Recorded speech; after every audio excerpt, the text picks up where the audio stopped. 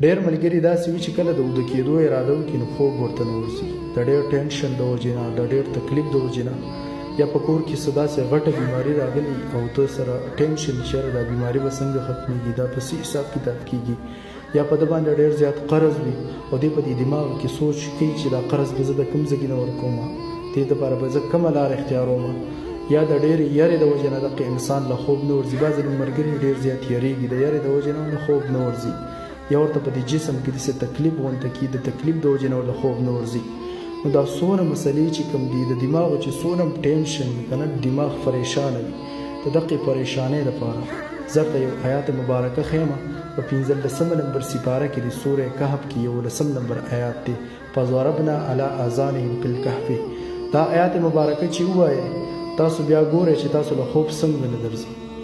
تاسو د دماغ به یو قسم د سکون کې شي، اچانک